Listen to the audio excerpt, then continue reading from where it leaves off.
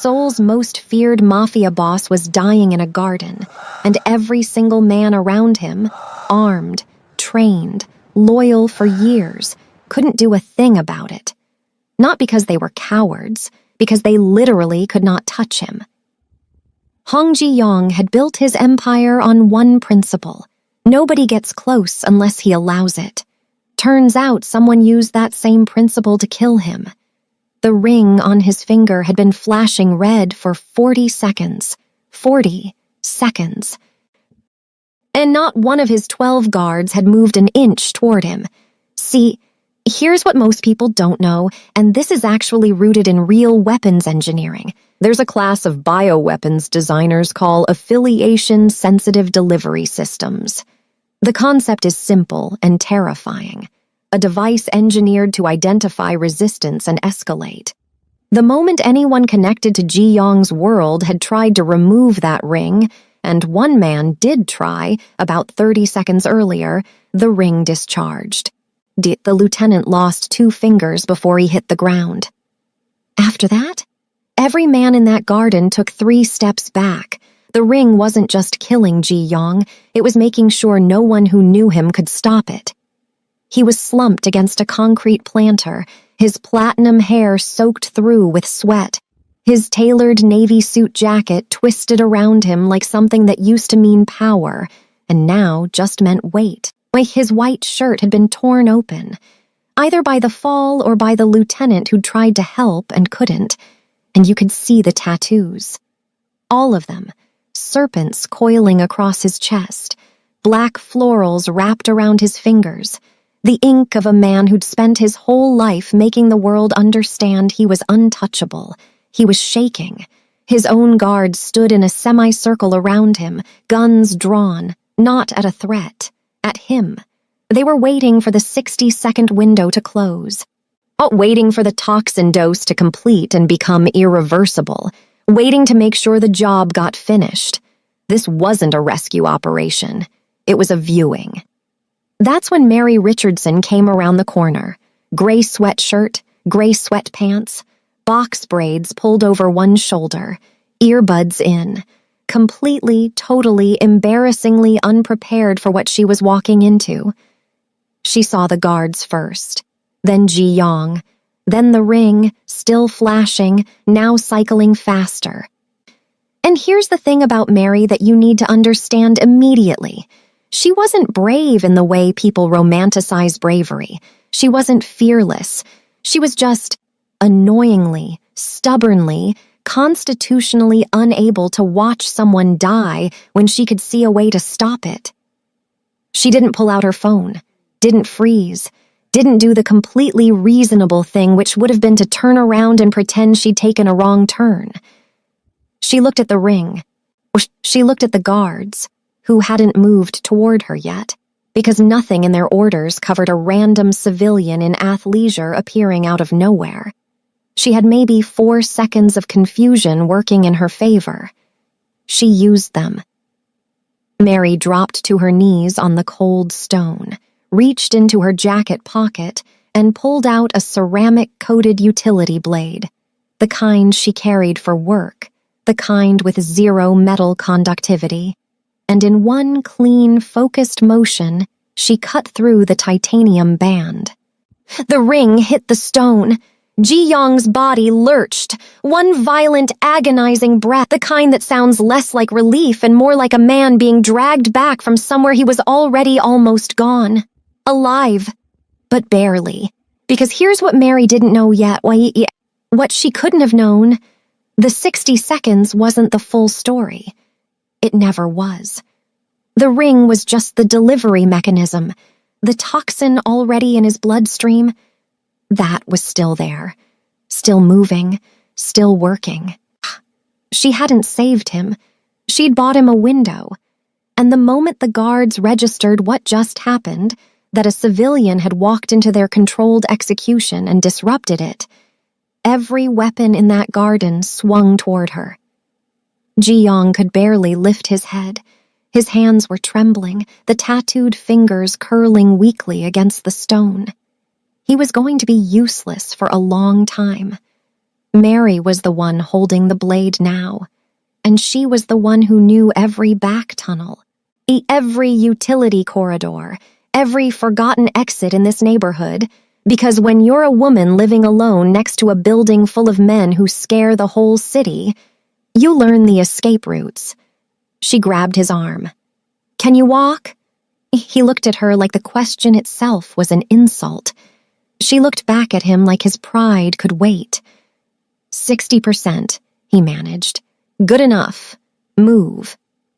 And that right there, that moment, is where this story really begins. Not when the ring activated. Not when the guards turned traitor. But when a woman who had every reason to walk away decided, for reasons even she couldn't fully explain yet, that 60% was worth betting her life on. Here's what I want you to sit with before we go any further. There's actually a documented psychological concept behind what Mary did. Researchers call it bystander inversion. The standard bystander effect says the more people present, the less likely anyone is to help. Oh, but studies show that when everyone else is visibly choosing not to act, one person stepping forward breaks the freeze for the whole group. Mary didn't act because she was special. She acted because she was the only one there with nothing to lose, and that made her the most dangerous person in that garden. Sometimes the most powerful person in the room isn't the one with the most weapons. It's the one with the least to protect. Now, I need you to be honest with me in the comments. If you had turned that corner instead of Mary, if you'd seen 12 armed men standing around someone dying and realized you were the only one who could stop it, would you have kept walking? Most people would, and I'm not judging that. But if even part of you thinks you would have dropped to your knees like she did, subscribe right now and tell me below, what would have made you stop? What would have made you walk? I'll be in the comments. I read every single one.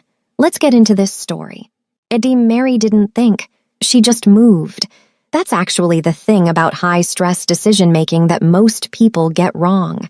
They assume the people who act fast in a crisis are fearless. They're not. The brain under extreme threat literally suppresses the prefrontal cortex, the part responsible for overthinking, and pushes the basal ganglia into the driver's seat. Pure instinct, pure motor memory. Mary wasn't brave in that moment. Her brain had just temporarily shut off the part of her that knew how scared she was supposed to be. She grabbed Ji Yong's arm, yanked it over her shoulder, and pulled.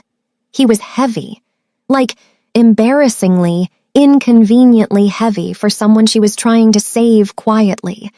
All that muscle, all that dead weight, and the man had the nerve to grunt like she was the one causing him pain. "You're going the wrong way," he rasped.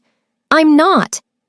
The exit they're covering is that way. I'm not going that way. So unless you want to lay back down and finish dying, I need you to use your legs." He used his legs. The utility corridor behind the complex's east wall wasn't on any public map. Mary knew about it because 3 months after she'd moved in, her radiator had burst at 2 in the morning and the maintenance guy, this older Korean man named Mr. Baek, who smelled like cigarettes and always had paint on his shoes, had walked her through the building's entire underground infrastructure so she'd never be helpless again. She'd thought that was sweet at the time. Slightly weird, but sweet. Right now, she wanted to find Mr. Baek and hug him.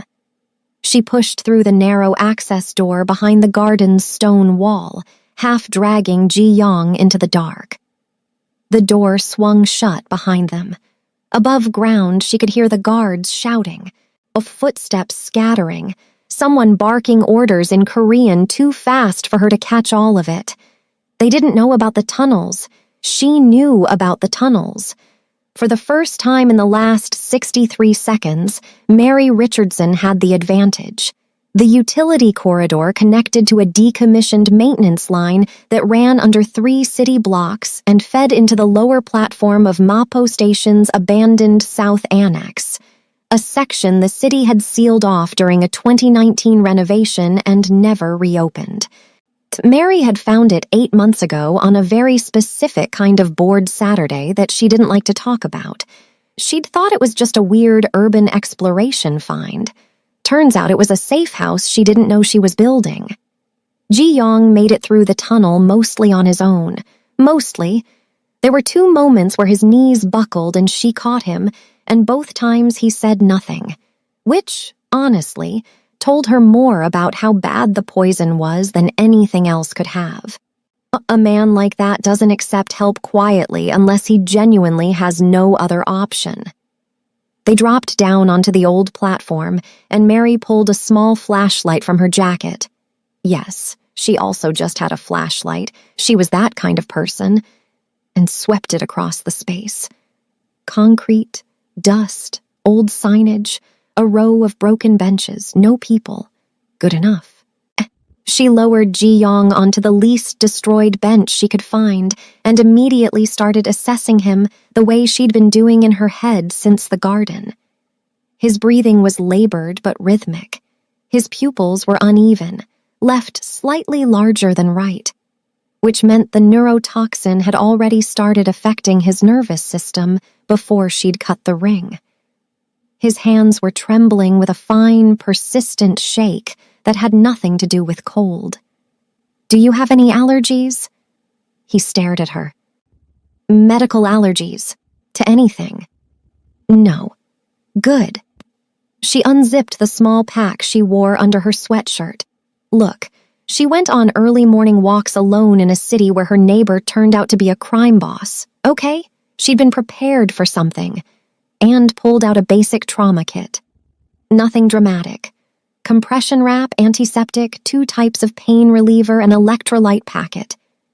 Ji Yong watched her work with an expression she couldn't fully read. Not gratitude. Not suspicion, exactly. Something more like recalibration.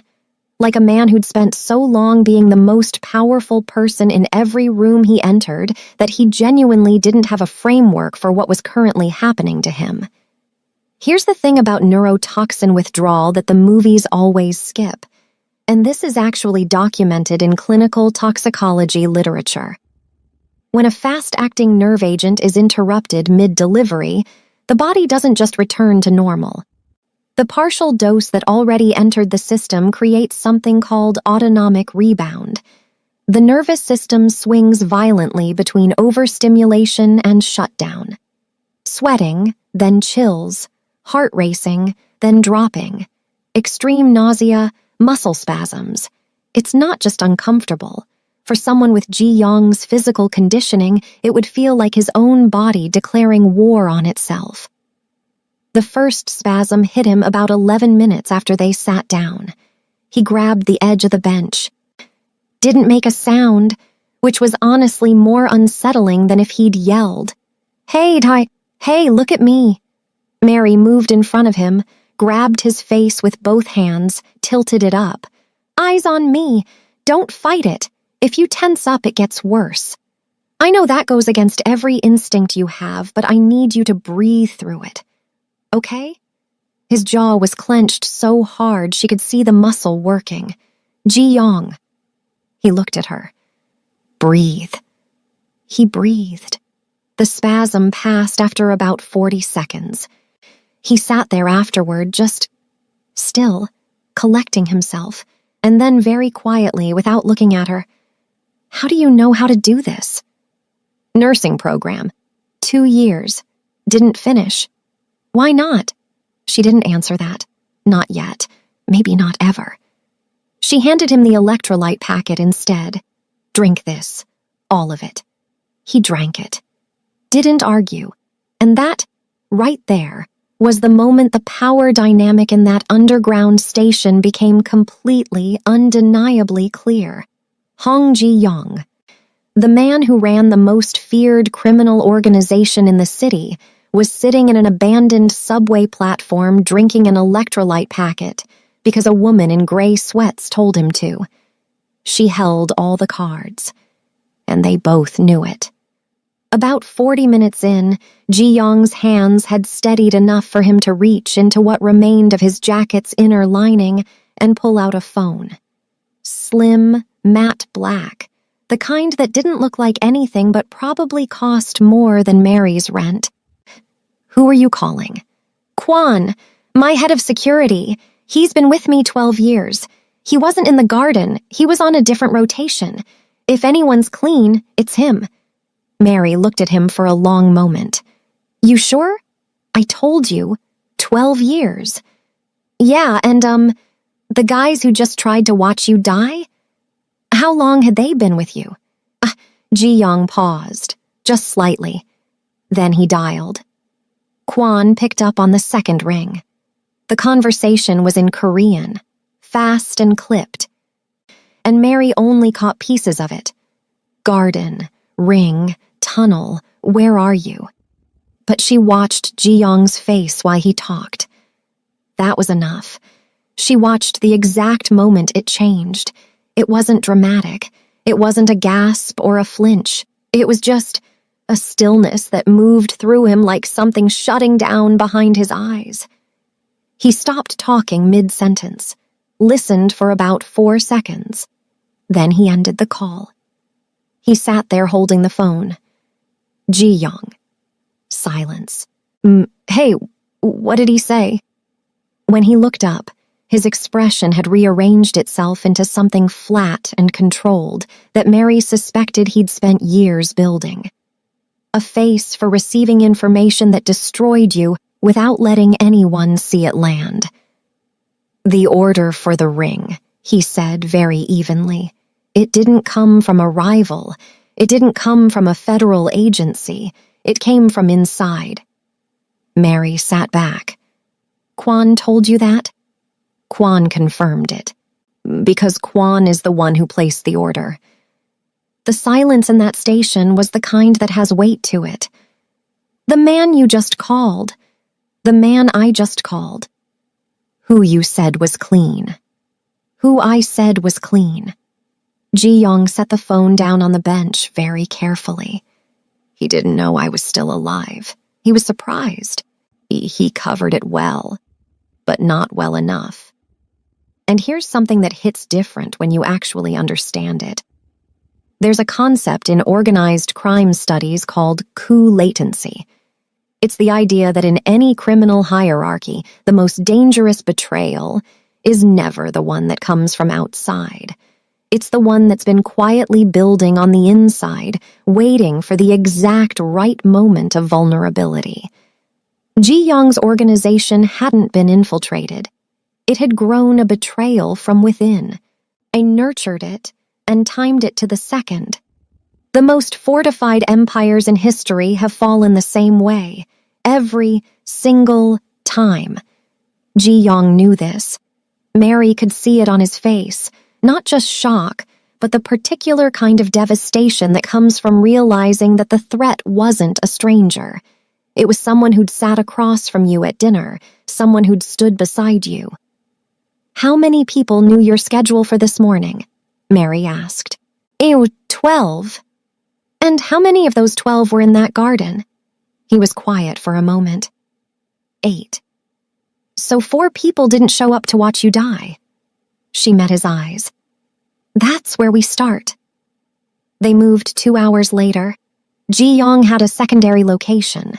Not a safe house in the traditional sense, more like a clean property held under a shell company so buried in corporate layers that not even his lieutenants knew it existed.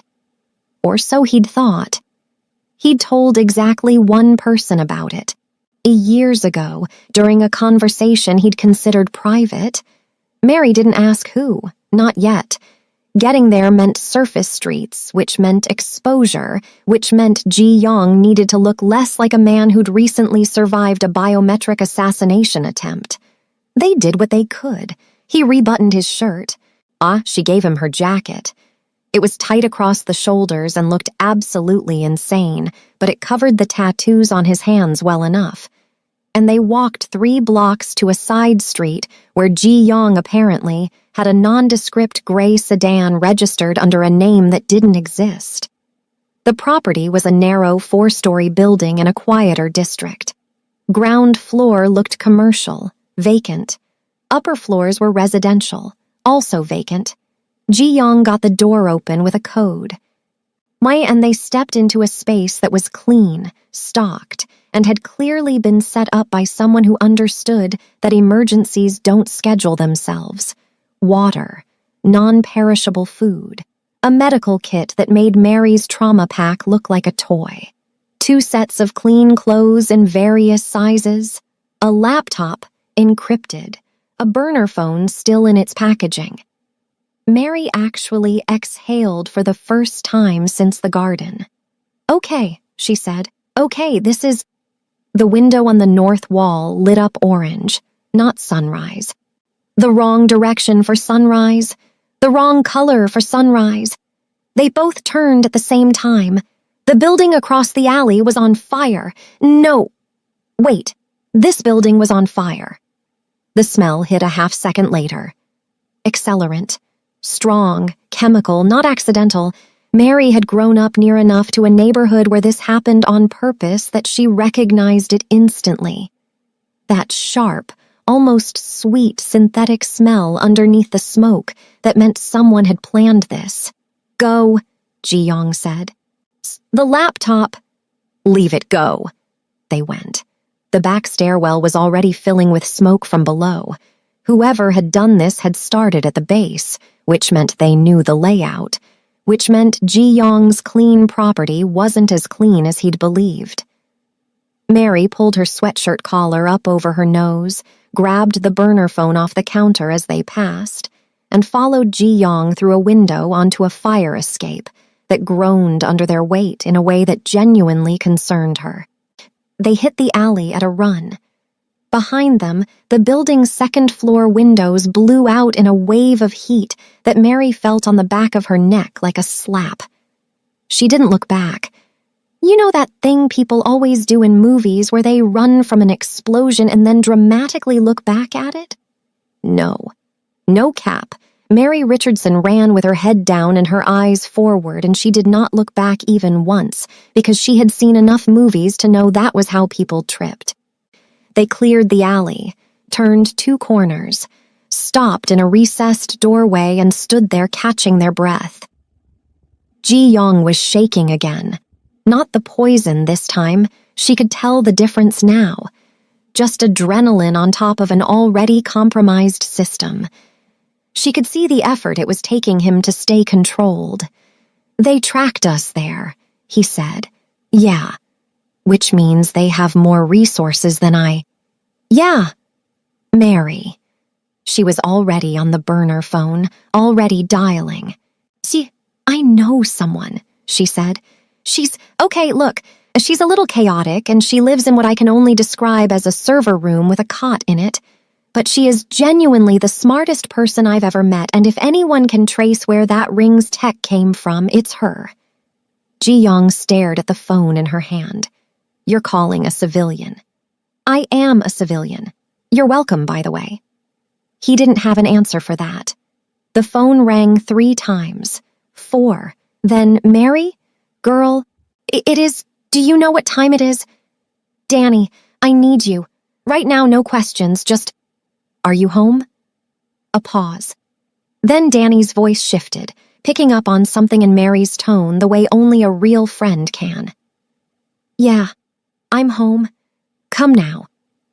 Danny's apartment, if you could call it that, was a converted basement unit in Yongsan that smelled like instant ramen and circuit boards and had approximately 14 monitors running at any given time.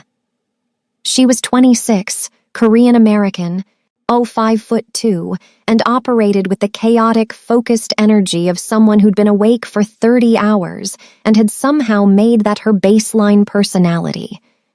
She took one look at Ji Yong in the doorway and said, completely flatly, "Is that Hong Ji Yong?"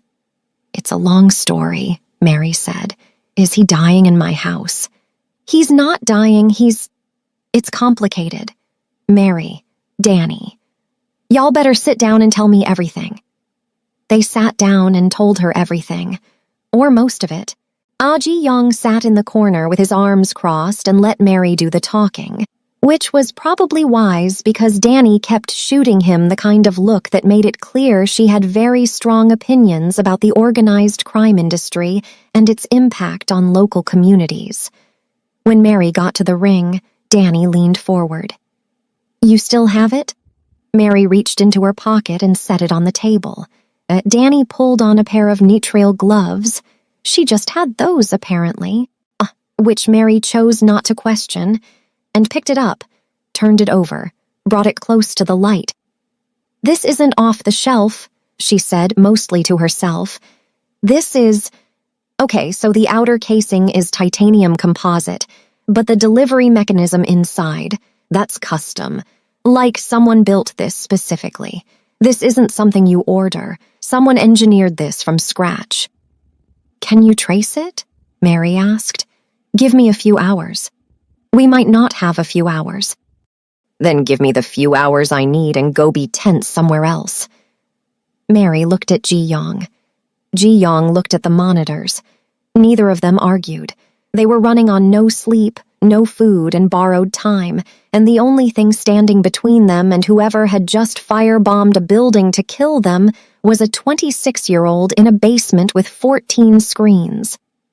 But here's the thing, and this is actually something researchers who study crisis survival talk about. The most effective survival units aren't the ones with the most resources. They're the ones that trust the right people fast. Mary and Ji-young had found Danny. Danny was already working. That was enough. For now. Mary woke up on Danny's couch to the sound of silence. Not comfortable silence. The wrong kind. The kind where something that was making noise has suddenly stopped. The monitors were still running. The ramen smell was still there. Ji-young was asleep in the chair across the room. Which, honestly, was kind of remarkable given everything, but also made sense because his body had been through a trauma that would have put most people in a hospital. But Danny's chair was empty. Mary sat up. "Danny?" Nothing. She checked the bathroom. The small back room where Danny kept her server equipment. The narrow kitchen. Empty, empty, empty. She went back to the main room and looked at the monitors. 14 screens, all still running. Data still pulling, processes still running. Which meant Danny hadn't shut anything down before she left. Danny always shut things down before she left. She had a whole routine about it. Mary had witnessed it. It took like 5 minutes and Danny narrated the whole thing like she was tucking the computers in for a nap. Mary picked up the burner phone, dialed Danny's number. It rang, and rang, and rang. And then from somewhere just outside the apartment door, muffled, distant, but unmistakable, she heard it. Danny's ringtone. It playing in the hallway, with nobody answering it. Mary stood very still for about 3 seconds. Then she crossed the room, grabbed Ji-young's shoulder, and shook him hard. "Hey, wake up! We have a problem!" He was awake before the sentence finished, the way people who've spent years in dangerous situations learn to sleep, always one layer away from alert. His eyes focused immediately. "What?" Mary looked at the empty chair, then at the door. "She's gone." And just like that, the rules of the game changed again. Because up until this moment, the threat had been coming for Ji-young, his organization, his betrayers, his ring, his poison, his empire falling apart around him. But now someone had taken Danny. Danny, who'd had nothing to do with any of this 24 hours ago. Danny, who'd been pulled into this because Mary had made a phone call. Danny, who was currently somewhere unknown because Mary Richardson had been constitutionally unable to let a man die in a garden. The savior complex that had started all of this had now put someone else in danger. And that was the moment Mary stopped being an accidental participant in this story. That was the moment it became personal. It happened gradually, and then all at once. My Ji-young had been moving slower than he wanted to for the past several hours. And Mary had watched him fight that, watched him push against the limitations of a body that was still burning through residual toxin like a car running on fumes. He'd been functional, aware, but not himself, not fully. The moment his system cleared, she felt it before she saw it. He stood up from the chair differently. Not the careful, measured way he'd been moving since the garden, testing each motion before committing to it. This was just standing up, clean, immediate, like a switch had been thrown somewhere deep in his nervous system and everything came back online at once. He rolled his neck, flexed both hands, looked down at them. Then he looked up at Mary with an expression she hadn't seen on him yet. "It's gone," he said. "The shaking? All of it." And honestly, Mary felt two things at the exact same time. Relief, because a healthier Ji-young meant better odds of finding Danny, and something else, something quieter. Because up until this moment, she'd been the one running things. She'd been the one with the tunnels and the trauma kit and the contacts and the plan. Ji-young had been, for the first time in probably his entire adult life, completely dependent on another person. That dynamic was about to shift, and they both knew it. Here's something that's actually studied in survival psychology. Researchers call it resource rebalancing. In any partnership formed under crisis, leadership naturally migrates toward whoever holds the most relevant skills for the current threat. Mary had held it when the threat was medical and navigational, but the threat had just changed. It was no longer about tunnels and electrolyte packets. Someone had taken Danny. That meant armed people, organized people who moved quickly and left no witnesses. That was Ji-young's language, not Mary's. She handed him the lead without a word. He took it without making it a thing. And in that small, wordless exchange was more mutual respect than most people build in years. They didn't have long to strategize. Danny's monitors had been running a background trace on the ring's internal components when she disappeared. And one of the screens had quietly finished its process and was displaying results that neither of them had seen yet. Ji-young spotted it first, a map overlay with a location pin 3 kilometers away. A warehouse district, industrial, the kind of place that shows up in 0 tourist guides and 100 crime reports. "That's where they took her," Mary said. "Probably." "Not probably, that's where they took her." Ji-young didn't argue. He was already moving, checking the space for anything useful, the way someone moves when their operational brain has fully re-engaged. He found a locked cabinet behind Danny's server rack, looked at it for approximately 2 seconds, then looked at Mary. "Does she keep tools in there?" Yeah, I think so. Why do you—" He opened it. Not with a key, just opened it. Mary decided not to ask. Inside, a taser, zip ties, 2 utility knives, a portable signal jammer, and a first aid kit that suggested Danny had been quietly preparing for chaos her entire life, which honestly tracked. Ji-young armed himself with the efficiency of someone who'd done it 1,000 times. Mary took one of the utility knives and the jammer without being asked. They were out the door in under 4 minutes. The hit squad found them 2 blocks from the warehouse. 4 men, dark clothing. No visible insignia, but the way they moved, staggered formation, covering angles. She's communicating with hand signals. Was professional in a way that regular street muscle just isn't. These weren't enforcers. These were operators. Ji-young stepped in front of Mary without discussion. What happened in the next 90 seconds was something Mary would spend a long time trying to process afterward. It wasn't like the movies. It wasn't clean or choreographed or cool. It was fast and brutal and deeply uncomfortable to watch because Ji-young didn't fight like someone performing. He fought like someone solving a problem.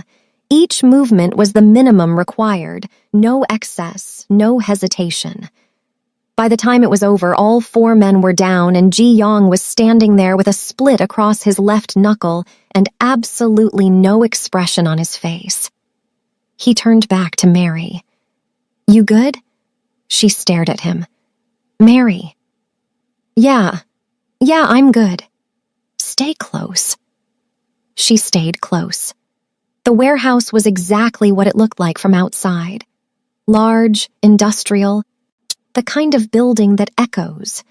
They went in through a loading dock entrance that Ji-young bypassed with unsettling ease and found Danny on the 2nd level, zip-tied to a chair in front of her own laptop, which someone had apparently forced her to bring, which meant they'd needed her skills and grabbed her to use them. Danny looked up when they came through the door, took in Ji-young's split knuckle and Mary's expression, and said very calmly, "I found something. Before they grabbed me. I didn't tell them, but...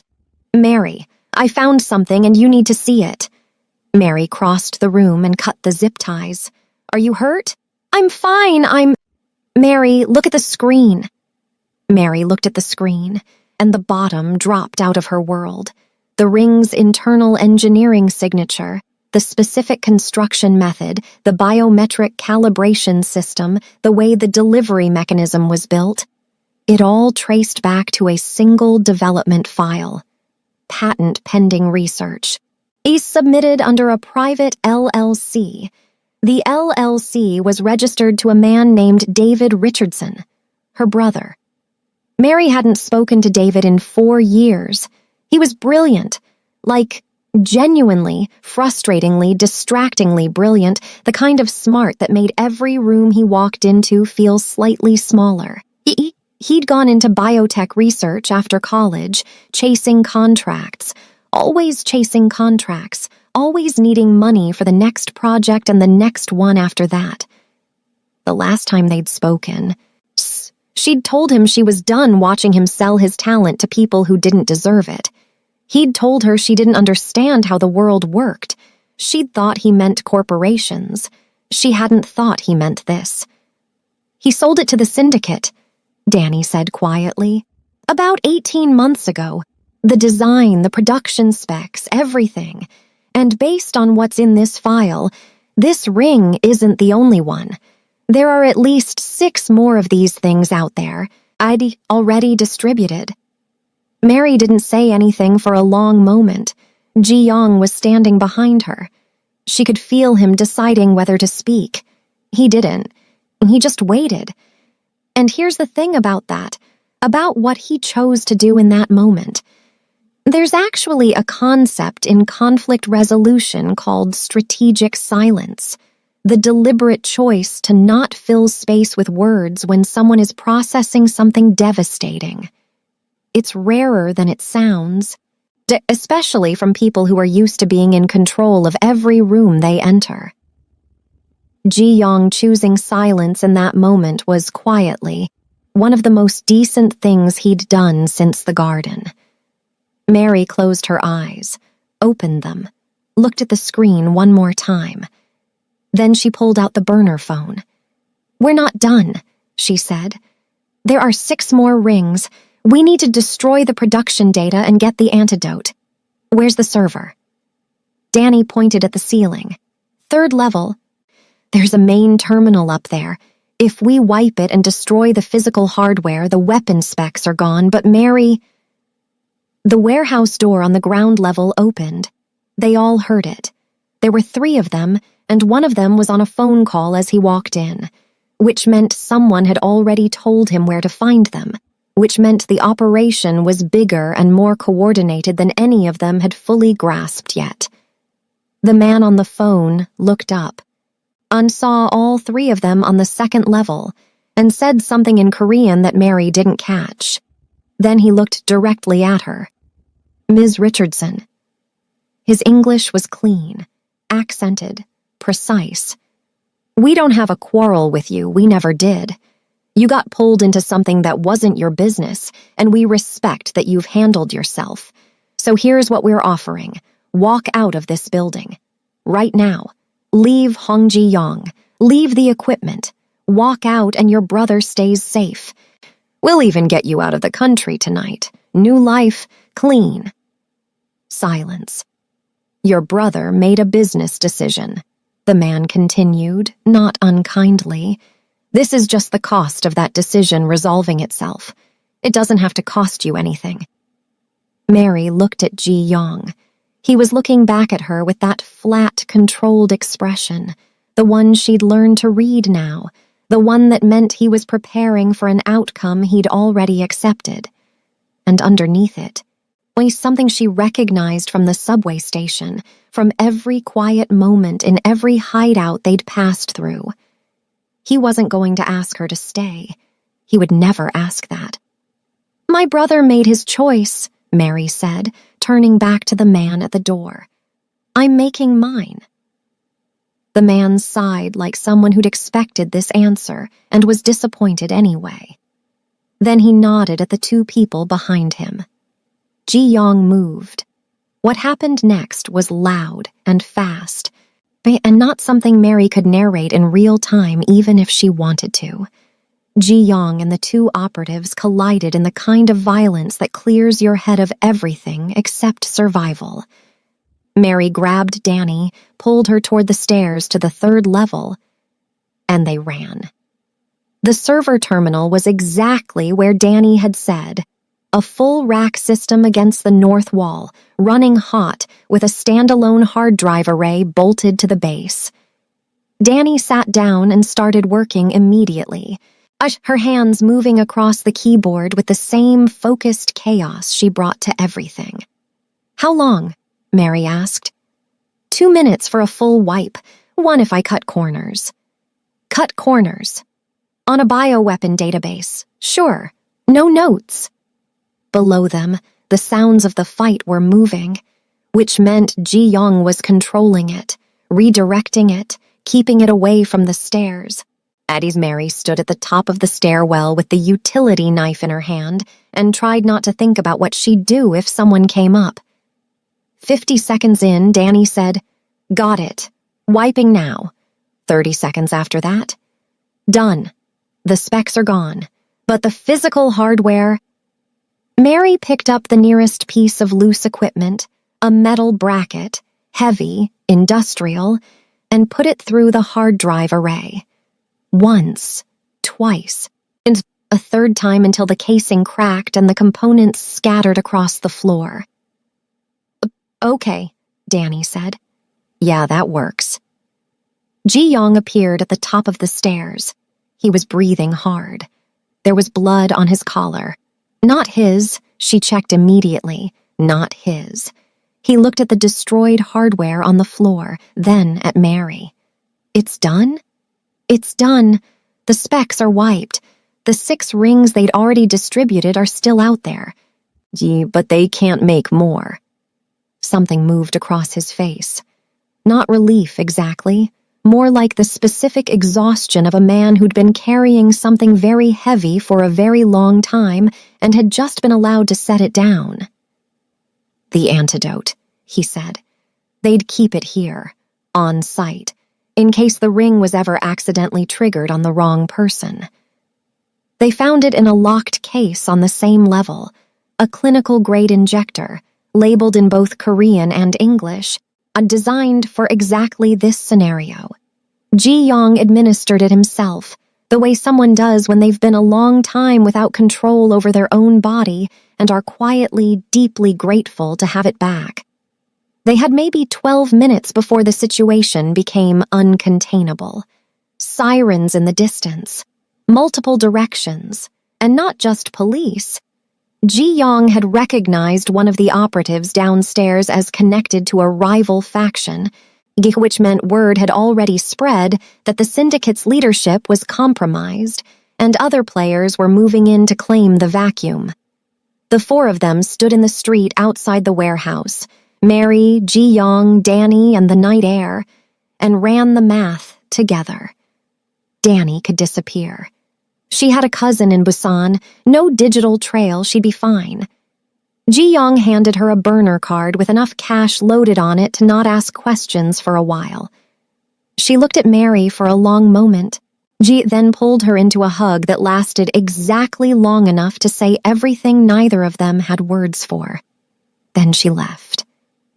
3. Mary turned to Ji-young. He was already looking at her, and she could see it. The thing he'd already decided, probably somewhere between the third level and the street, probably somewhere between the antidote and the sirens.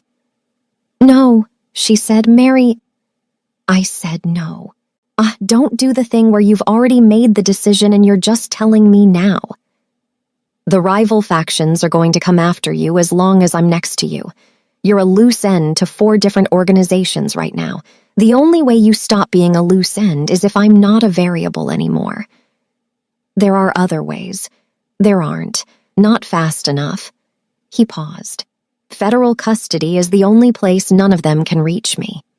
And the only place they stop looking for you. The sirens were getting closer. You'd give up everything, Mary said. I already lost most of it. 12 years of loyalty and a building full of men who stood around waiting for me to die. He looked at her steadily. What I'm choosing to do right now is the first clean decision I've made in a long time. Let me make it. Mary didn't cry. She wasn't built for that kind of display, but she felt something shift in her chest, something permanent, oddly like a scar forming in real time. When they ask how you were found, anonymous tip, completely unrelated civilian. The corner of his mouth moved, just barely. You were never here. She looked at him for a long moment. This man she'd met dying in a garden. This man who'd drunk an electrolyte packet because she told him to. This man who'd stepped in front of a hit squad for her without discussion or hesitation. You're not as terrible as your reputation, she said. Don't spread that around. She almost smiled. Almost. Then she turned, slipped into the utility corridor she'd found 8 months ago on a bored Saturday that she now understood had been preparation for exactly this, and she walked. Behind her, she heard Ji-young's voice, calm, clear in Korean, giving his location to what she could only assume was a federal line. She didn't look back. You know that thing I said earlier about Mary never looking back when things explode? She kept that same energy all the way to the end. Here's what this story was actually about, underneath all of it. There's a documented principle in both survival research and organizational psychology that says the most dangerous threats in any system are never the ones from outside. They're the ones that develop internally, slowly, quietly, while trust is being built in the wrong direction. Ji-young's empire fell because he confused loyalty with longevity. He assumed that 12 years meant something permanent. But time without accountability isn't loyalty. It's just waiting. And Mary's entire arc was built around one flaw, the inability to walk past someone who needed help, even when helping cost her everything. Researchers actually call this compulsive altruism, and while the world tends to romanticize it, the truth is more complicated. The savior instinct, when it's not paired with boundaries, doesn't just put you at risk. It puts the people you love at risk, too. Danny got taken because Mary made a phone call. The lesson isn't don't help people. The lesson is trust is earned in details, not in time. And the most important person to protect is sometimes the one standing right next to you. Ji-young learned that a stranger was worth more than 12 years of hierarchy. Mary learned that some problems you can't outrun. You have to stand in them and choose. Both of them walked out of this story different. One of them walked out free. Look, If this story hit different for you, if you found yourself actually thinking about who you'd trust in a ticking clock situation, or whether you'd have turned that corner and kept walking, that's the conversation I want to have with you. Drop in the comments. What was the moment this story turned for you? Was it Mary cutting the ring? Ji Yong stepping in front of that hit squad? Or was it the ending? A man choosing accountability over freedom? I read every single comment. No cap. And if you're not subscribed yet, look, you sat through this whole story, you clearly have taste, so just hit subscribe and come back for the next one. I promise it goes just as hard. Like this video if Mary Richardson deserves her flowers. She earned them. Let's go.